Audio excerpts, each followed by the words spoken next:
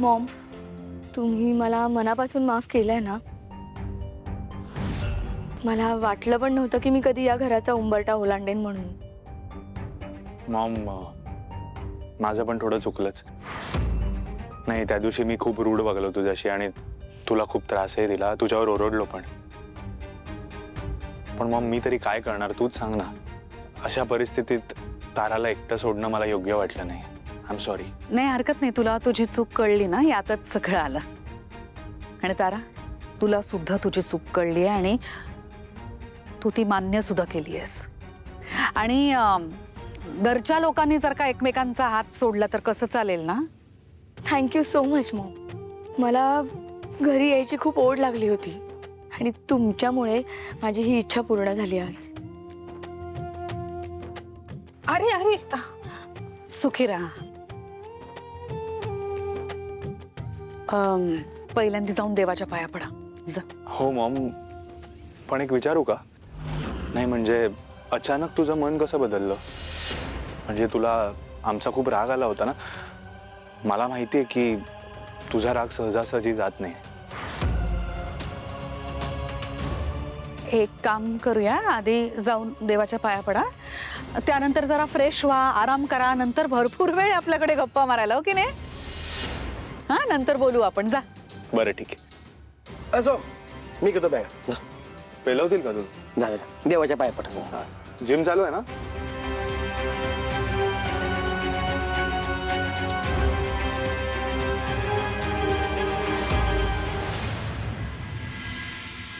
सोहम, माझा ना विश्वासच बसत नाही अजून की आपण आपल्या हक्काच्या घरी परत आलोय. हो, माझाही विश्वास बसत नाहीये.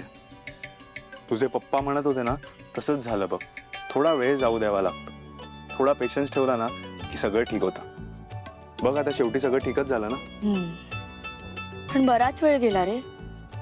मला तर वाटलंही नव्हतं की मॉम आपल्याला परत माफ करतील म्हणून. पण आता तर सगळंच बदललं. खरंय, प्रत्येक गोष्टीची एक वेळ यावी लागते आणि ती आज आली. अमृता बहिणी, आम्ही गेलो होतो तेव्हापेक्षा तुमचं पोट आता जरा जास्त वाढलंय ना. बाळ मोठं होत आहे. हो, पण मला सांगा, काय झालं नेमकं? म्हणजे तुम्ही एवढ्या लवकर आईंचं मन कसं काय वळवलं? आम्हाला तर एवढी भीती वाटत होती, असं वाटलं होतं की आई तुम्हाला या घरात परत कधीच घेणार नाहीत. नाही, पण खरं सांगते, तुम्हाला घरात बघून इतका आनंद झालाय ना. काय जादू केलीत सांगा ना. जादू आम्ही नाही केली वहिनी, कदाचित परिस्थितीने केली असेल. हो अमृता बहिणी, म्हणजे आम्हाला पण नाही कळतंय की मॉम अशा का वागतायत त्या. कारण ते त्यांनी स्वतःहून सोहमला फोन करून त्यांनीच बोलवलं आम्हाला की तुम्ही दोघे आजच्याच घरी या म्हणून. हे ऐकून आधी आम्हाला पण धक्काच बसला होता. पण आम्ही पण घरी परत येण्यासाठी आतुर झालो होतो. नाही, पण जे झालं ते चांगल्यासाठीच झालं. आता हे बाळ आल्यानंतर आपल्या घराला पुन्हा आधीसारखं घर पण येईल. आनंदाचे दिवस परत येतील. हो, आणि त्यात भैरवीजी आल्या ते बरंच झालं. त्यांनीच तुमचं समेट केलंय. काय? पण मम्मा इथे का आली होती? म्हणजे कशासाठी? त्यांनी सावलीची, आईंची, सगळ्यांचीच माफी मागितली. का कुणास ठाऊक असं वाटतंय की त्या खूप बदलल्या आहेत आणि कदाचित त्याचाच परिणाम झाला असेल आईंवर आणि म्हणूनच त्यांचा राग निवळला असेल. व्हॉट? एक मिनिट, जर तिच्या सांगण्यावरून मॉमने आम्हाला परत बोलवलं असेल ना, तर मला इथे एक क्षणही थांबायचं नाही. मी आत्ताच्या आत्ता जाते इथून. तारा तारा, काय बोलतेस तू? शांत राह. बघ काय एवढी हायपर होतेस. सोहम, तुला कळत नाहीये का, ज्या बाईमुळे आपल्यावर ही परिस्थिती आली, जिच्यामुळे आपण घराबाहेर पडलो, तिच्या उपकाराने मला या घरात नाही यायचंय परत. तिचे उपकारच नको आहेत मला, तिची कोणतीच मदत नको आहे. तारा, हे बघ, ऐक, शांत हो. तुला खरं सांगू का, मला नाही वाटत की भैरवीजींचा यात काही संबंध असेल. नाही म्हणजे त्यांनी चक्क मॉमची माफी मागितली आहे हे ऐकून मलाही आश्चर्यच वाटलंय. पण मॉमचं मन वळवण्याच्या मागे सावली वहिनीचा मोठा वाटा असणार याची मला खात्री आहे. तारा, तू एक काम कर ना, तू सावली वहिनीशी जाऊन बोल ना. तिला विचार की नक्की काय घडलंय ते. त्याने काय होईल माहितीये का, की तुझ्या मनातले सगळे गैरसमज पण दूर होतील आणि तुला एक्झॅक्टली काय परिस्थिती आहे ना ते पण समजेल. ठीक आहे, बोलते मी सावलीशी. मला पण बघायचंय की मॉमने नक्की कुणाच्या सांगण्यावरून आपल्याला माफ केलंय ते. तिलोत्तमा, अगं बोल तरी, कारण तर कळू दे. असं काय झालं की तू अचानक तुझा निर्णय बदललास? नाही, एवढे दिवस आम्ही तुझी मनधरणी करतोय, विनवण्या करतोय, रिक्वेस्ट करतोय, त्याला तू बदली नाहीस आणि अचानक तू ताराला बोलवण्याचा निर्णय घेतलास. असं कसं घडलं? आणि तसंही तू कुठलंही डिसिजन असं तडकाफडकी घेत नाहीस. आधी सगळ्यांना विचारतेस आणि मगच निर्णय ठरवतेस. हो ना, सांगते ना, एवढं काय त्याच्यात, किती प्रश्न विचारताय. काही गोष्टींचा परिणाम दिसायला वेळ लागतो. मला सुद्धा विचार करायला वेळ लागला. ताराने अपराधच एवढा मोठा केलाय ना की मी पटकन तिला माफच करू शकत नव्हते. वेळ लागला मला सुद्धा. आणि तुम्हाला सगळ्यांना काय हवं होतं की मी तिला माफ करावं आणि घरात परत बोलवून घ्यावं ना, म्हणून मी केलं ना तसं. आणि भैरवी आली होती काल घरी. हात जोडले तिने माझ्यासमोर, रडायला लागली. मग वाईट वाटलं मला. मी केलं माफ ताराला. हो आमची इच्छा होती म्हणून तू ताराला माफ केलंस ना. हो. एवढे दिवस आम्ही तुला विनंती करत होतो तेव्हा आमची माया दिसली नाही तुला, आमची काळजी कळली नाही तुला.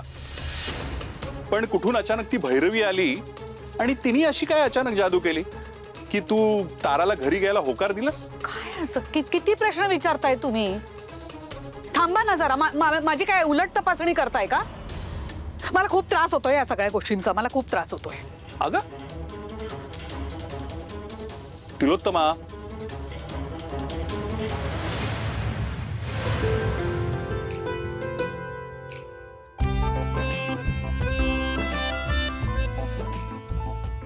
काय हो एवढ्या आनंदात आहात? प्रसन्न वाटतंय. ताराला आणि सोहमला आईने स्वीकारलं. जगात यापेक्षा जास्त मोठं सुख काय असेल अजून सावली? बरं झालं तुम्ही विषय काढलात. मला तुमच्याशी याबद्दलच बोलायचं होतं. काय? मला ना हे सगळं जितकं सुखद वाटतंय ना, तितकीच त्यात गडबड वाटते. यात काय गडबड आहे सावली? हे बघ, कितीही झालं तरी शेवटी रक्ताचं नातं आहे. आई कधी ना कधीतरी त्यांना स्वीकारणार होतीच. तेच म्हणतेय. आपण तिलोत्तमा मॅडमना इतकं समजवण्याचा प्रयत्न केला, पण त्यांनी ठामपणे नकार दिला. मग कालपर्यंत ठाम असणाऱ्या तिलोत्तमा मॅडम अचानक कशा काय बदलल्या? कोणालाही न सांगता न कळवता त्यांनी तारा मॅडमना थेट घरात घेतलं. मला हे सगळं थोडं संशयास्पद वाटतंय. हे बघ, तारा खोटं बोलली होती आणि आईला खोटं सहन नाही होत, एवढं क्लिअर आहे ते. हां, आईला ताराला माफ करायला कदाचित वेळ लागला असेल, एवढंच आहे. आपल्याला तिलोत्तमा मॅडमचा स्वभाव माहिती आहे. त्या इतक्या लवकर कोणाला माफ नाही करू शकत. इतकं काय मोठं झालंय की त्यांनी परस्पर हा निर्णय घेतलाय. आईचं मन आहे सावली, विरघळलं असेल. आपण काय एवढा विचार करतोय? मला काहीतरी वेगळं वाटतंय. हे सगळं भैरवी माईंच्या येण्याशी संबंधित तर नसेल ना?